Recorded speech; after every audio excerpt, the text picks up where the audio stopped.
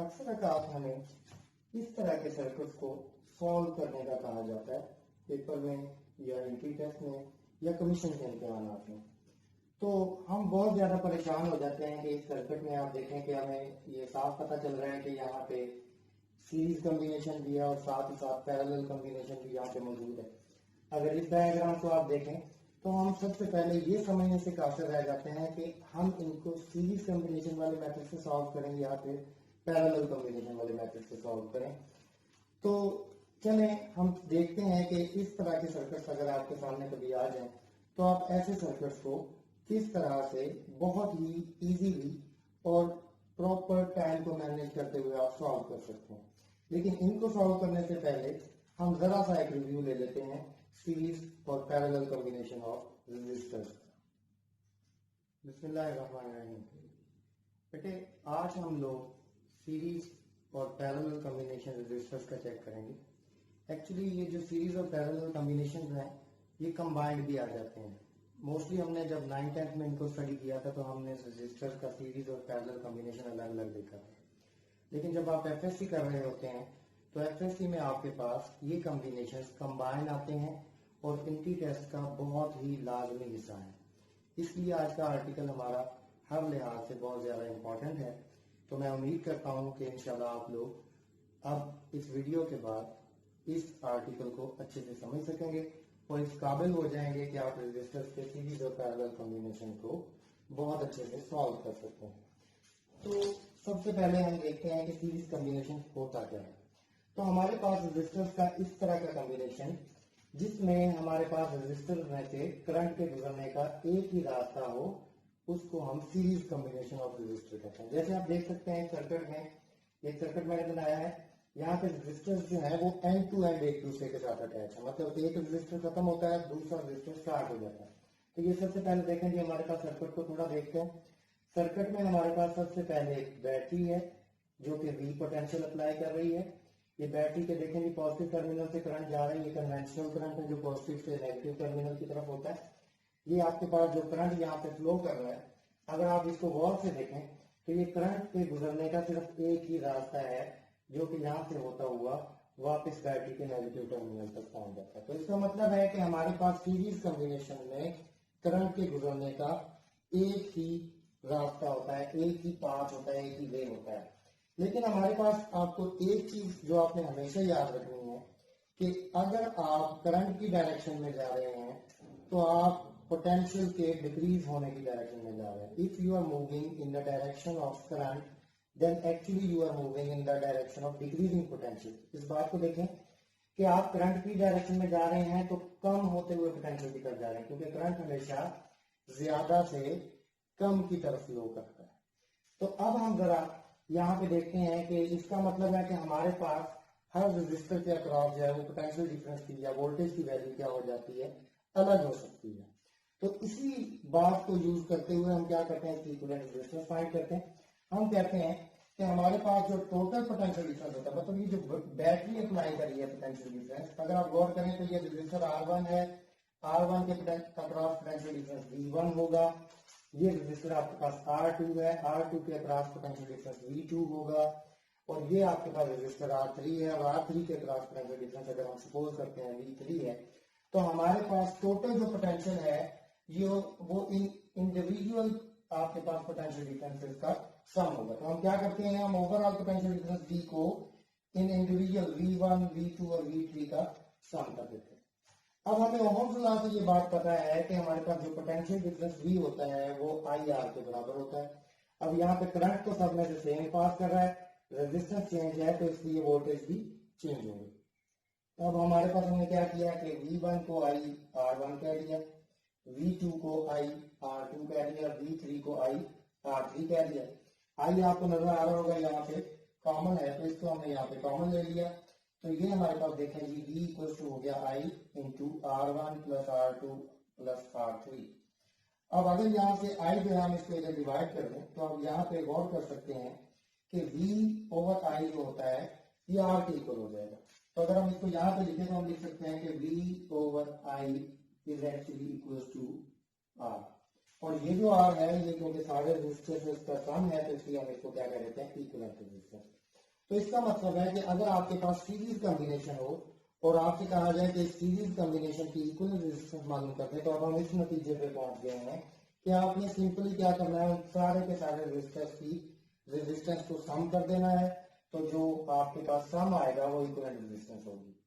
तो अगर हम यहाँ पे थोड़ी सी इस एग्जांपल को देखें, हम कहते हैं कि हमारे पास ये जो R1 है जी, इसकी वैल्यू हम कह देते हैं 1 ओम। अगर सपोज R1 की वैल्यू 1 ओम है, R2 की वैल्यू 2 ओम है आपके पास, और आपके पास R3 की वैल्यू 3 ओम अगर हो, तो इक्विवेलेंट रेजिस्टेंस यहाँ पे इस सर्किट की क्या होगी। तो ये इस एग्जांपल में मैंने सॉल्व किया है। आपने सिंपली क्या करना है, 1 + 2 + 3 6 ओम हो जाएगा। एक बात जो आपने यहाँ पे नोट करनी है, और ये हमेशा पूछी जाती है, सीरीज कॉम्बिनेशन में इक्विवेलेंट रेजिस्टेंस जो होती है ये हमेशा इंडिविजुअल रेजिस्टर से ज्यादा होती है। ये देखें इक्विवेलेंट रेजिस्टेंस क्या निकली है 6, और ये 6 देखें या 6 देखें, 1 से भी ज्यादा है, 2 से भी ज्यादा है, और 3 से भी ज्यादा है। तो इस तरह से आपके पास कोई भी अगर आपके पास कॉम्बिनेशन आ जाए सीरीज का, तो आपने सिंपली क्या करना है, सारे के सारे रेजिस्टर्स को सम अप कर देना है। In parallel combination of resistors, जैसा कि आप देख सकते हैं हमारे पास पैरेलल कॉम्बिनेशन मैंने यहाँ पे डायग्राम में बनाया हुआ है। यहाँ पे आप देखें कि ये हमारे पास वोल्टेज सोर्स है V, और यहाँ से करंट जो है पॉजिटिव टर्मिनल से जा रहा है I, और ये करंट आगे हमारे पास 3 अलग अलग रास्तों में बढ़ चुका है। तो हमारे पास पैरेलल कॉम्बिनेशन ऑफ रेजिस्टर्स में रेजिस्टर्स साइड बाय साइड इस तरह से हमारे पास एक दूसरे से जुड़े हुए होते हैं, लेकिन इनके अक्रॉस ये देखें कि हमारे पास ये एक ही जगह पे आ रहे हैं, और इसलिए यहाँ पे हमारे पास जो है वोल्टेज की वैल्यू जो है R1, R2 और R3 तीनों रेजिस्टर्स के अक्रॉस वोल्टेज की वैल्यू जो होगी वो सेम होगी। लेकिन एक चीज जो आप देख रहे हैं यहाँ पे, करंट जो है, करंट चूंकि 3 अलग अलग रास्तों में बढ़ चुका है, 3 अलग अलग पाथ में डिवाइड हो गया, तो करंट की वैल्यू जो होगी वो अलग होगी। तो ये एक मेन फर्क है हमारे पास सीरीज और पैरेलल में, कि सीरीज कॉम्बिनेशन में करंट की वैल्यू सेम होती है और वोल्टेज की वैल्यू डिफरेंट होती है, और पैरेलल कॉम्बिनेशन में करंट की वैल्यू जो है वो डिफरेंट होती है और वोल्टेज की वैल्यू जो है वो सेम होती है। तो इसका मतलब है हमारे पास यहाँ पे जो करंट I आ रहा है ये एक्चुअली 3 अलग अलग करंट्स में बढ़ चुका है। तो अगर हम इन तीनों करंट्स को दोबारा से सम अप करते हैं, तो आप देखेंगे फाइनल में जाके ये तीनों दोबारा से इकट्ठे होकर फिर I करंट बनाते हैं। तो इसका मतलब है कि हम यहाँ पे क्या कर सकते हैं, हम टोटल करंट को फाइंड कर सकते हैं। हम कह सकते हैं the total current will be the sum of the individual currents. तो हमने I टोटल करंट को इक्वल कर दिया I1 + I2 और I3 के। अब आपको ये बात बहुत अच्छे से पता है कि V इक्वल टू होता है IR, तो हमारे पास I इक्वल टू हो जाएगा V/R। तो हमने क्या किया, I1 को V/R1 लिख दिया, I2 को V/R2 लिख दिया, I3 को V/R3 लिख दिया। V हम यहाँ से कॉमन ले लेते हैं, तो हमारे पास I इक्वल टू हो गया V × 1/R1 + 1/R2 + 1/R3। अगर मैं V को यहाँ पे लाके डिवाइड कर दूं, तो ये देखें I/V बन जाएगा, ये 1/R के इक्वल होता है, तो 1/R1 इसके इक्वल हो जाएगा, और ये वाला जो फैक्टर है हमारे पास, ये यहाँ पे हमारे पास 1/RE मतलब इक्विवेलेंट रेजिस्टेंस के बारे में आ जाएगा। अब यहाँ पे देखें कि इक्विवेलेंट रेजिस्टेंस यहाँ पे कितनी हो सकती है हमारे पास, 1/R1 + 1/R2 + 1/R3। अब ये तो हमारे पास जनरल फार्मूला हो गया। अब अगर हम इसी सर्किट में इन रेजिस्टर्स को कोई वैल्यू अलॉट कर दें, जैसे हमने सीरीज सर्किट में अलॉट की थी, अगर R1, R2 और R3 को वही वैल्यूज अलॉट में कर दूं, तो R1 हो जाएगा 1 ओम, R2 इक्वल टू हो जाएगा 2 ओम, और R3 इक्वल टू हो जाएगा 3 ओम। अब यहाँ पे आप देख सकते हैं कि अगर मैं इनकी इस पूरे सर्किट की इक्विवेलेंट रेजिस्टेंस मालूम करना चाहता हूं, तो आप देखें जी कि 1/RE जो हमारा जनरल फार्मूला वही तो हो जाएगा 1/R1 + 1/R2 + 1/R3।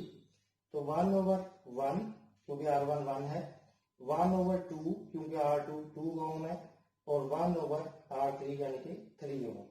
तो अगर यहाँ पे हम एलसीएम लें तो 6 आता है, और इसको अगर हम सॉल्व करें तो 1/RE जो है हमारे पास 11/6 आएगा। लेकिन इक्विवेलेंट रेजिस्टेंस 1/RE नहीं होगी, यहाँ वो RE ही होगी। ये जनरल फार्मूले को जब आप सॉल्व करेंगे तो आपको RE 1/RE नहीं RE की वैल्यू आपको चाहिए होगी। तो वो जब हम निकालते हैं तो 6/11 हो जाएगी, और वो आपके पास आ रही है 0.55 ओम। ये आप सॉल्व करके खुद भी देख सकते हैं। तो यहाँ पे आप देखें कि ये जो इक्विवेलेंट रेजिस्टेंस आ रही है पूरे सर्किट की, ये 1 से भी कम है, 2 से भी कम है, 3 से भी कम है। इसका मतलब है कि in case of parallel combination equivalent resistance जो होती है वो किसी भी इंडिविजुअल रेजिस्टर से हमेशा हमेशा कम होती है। सीरीज में हमेशा ज्यादा होती है इंडिविजुअल रेजिस्टेंस से, और पैरेलल में हमेशा इंडिविजुअल रेजिस्टेंस से कम होती है। तो हमारे पास पैरेलल कॉम्बिनेशन जो है, ये घरों में हमारे पास जो वायरिंग की जाती है वो पैरेलल कॉम्बिनेशन से की जाती है। इसके कुछ फायदे हैं, जैसे सीरीज कॉम्बिनेशन में अगर आप देखेंगे तो करंट के गुजरने का एक ही रास्ता है, और अगर खुदा न खास्ता आपकी सप्लाई में अगर कहीं पे कोई ब्रेकेज आ जाता है, जैसे आपने एक बल्ब लगाया हुआ है और उससे आगे एक फैन चल रहा है, तो अगर बल्ब आपका खराब हो जाएगा तो क्या होगा, करंट के गुजरने का एक ही रास्ता था वहां पे, तो आपका बल्ब जो है वो खराब होने से आपका आगे वाला फैन भी नहीं चलेगा। लेकिन पैरेलल कॉम्बिनेशन में हमारे पास यही होता है कि अगर यहाँ पे आप एक बल्ब लगाते हैं, यहाँ पे आप एक फैन लगाते हैं, यहाँ पे आप टेलीविजन जो है वो आप लगा रहे हैं, तो आपको क्या है, इन तीनों को अलग अलग आप कंट्रोल कर सकते हैं। अगर बल्ब और फैन खराब हो जाए तो टेलीविजन ऑन रहेगा, टेलीविजन और बल्ब खराब हो जाए तो फैन ऑन रहेगा। तो ये भी है। और दूसरे नंबर में हमारे पास सीरीज में ये भी होता है कि अगर आपने कोई जैसे आपके पास पहले बल्ब है फिर फैन है, आपने बल्ब को ऑफ करना, फैन को ऑन करना है, तो आप ये भी नहीं कर सकते। तो इसलिए हमारे पास पैरेलल कॉम्बिनेशन जो होता है, ये जब हम बिजली के या इलेक्ट्रिसिटी के यूजेज की तरफ आते हैं तो ये अलग अलग प्रोवाइड कर रहा होता है। और एक इसका जो सबसे आम फायदा ये है कि आप देखें कि सीरीज कॉम्बिनेशन में वोल्टेज की वैल्यू जो थी वो लगती है, यहाँ पे वोल्टेज की वैल्यू सारे के क्रॉस क्या है, सेम है। तो यहाँ पे हमें वोल्टेज भी सेम मिल जाते हैं। मतलब ये नहीं होगा कि वोल्टेज के क्रॉस जो आपका बल्ब है उसके क्रॉस वोल्टेज और होंगे, फैन के क्रॉस वोल्टेज और होंगे, ऐसा नहीं होगा। इसमें जितनी भी अप्लायंसेस आप पैरेलल कॉम्बिनेशन में यूज करते हैं उन सब के क्रॉस जो है हमारे पास वोल्टेज की वैल्यू पैरेलल कॉम्बिनेशन में सेम होती है। चलते हैं इन सर्किट को सॉल्व करने की तरफ। तो सबसे पहली चीज जो आपने किसी सर्किट में देखनी है, पहले हम इस साइड वाले सर्किट को सॉल्व करते हैं। सबसे पहले आप ये देखें कि हमने ए और बी पॉइंट के दरमियान में इक्विवेलेंट रेजिस्टेंस मालूम करनी है। तो हमने ये देखना है कि हमारे पास ये जो रेजिस्टेंस के कॉम्बिनेशन हैं ये एक दूसरे के साथ किस तरह से हैं, ये सीरीज में है या पैरेलल में। तो हमें एक बात जो बड़े आराम से यहाँ पे समझ आ रही है वो ये है कि ये और ये रेजिस्टर जो है ये एक दूसरे के साथ पैरेलल कॉम्बिनेशन में है, और ये पार्ट और ये पार्ट एक दूसरे के साथ सीरीज कॉम्बिनेशन में लिंक है। तो हम सबसे पहले क्या करते हैं, इन पैरेलल कॉम्बिनेशन वाले पार्ट को सॉल्व कर लेते हैं। तो यहाँ पे देखें जी, यहाँ पे रेजिस्टेंस कितनी होगी, अगर मैं इसको सॉल्व करना चाहूँ तो ये होगी जी 1/RE इक्वल टू 1/10 प्लस 1/10। ये मैंने ऐसा क्यों किया, मैंने ऐसा इसलिए किया कि हमारे पास पैरेलल कॉम्बिनेशन में आप रेजिस्टेंस को 1/R1 प्लस 1/R2 इस तरह लिखते हैं। अगर R3 होता पैरेलल में तो मैं इस तरह से लिखता। अगर आप देखें तो यहाँ पे LCM 10 आ जाएगा, और ये 1 प्लस 1 इक्वल टू आ जाएगा 2। तो 2/10 इज 1/RE। और अगर यहाँ पे मैं आपसे फाइंड करने का कहूँ कि RE कितना होगा, तो इक्वल टू होगा 10/2 इक्वल टू 5 ओम। ये देखिए जी, बड़ी आसानी से हमने इन सारे के सारे सर्किट्स को क्या कर लिया है, सिंप्लीफाई कर लिया।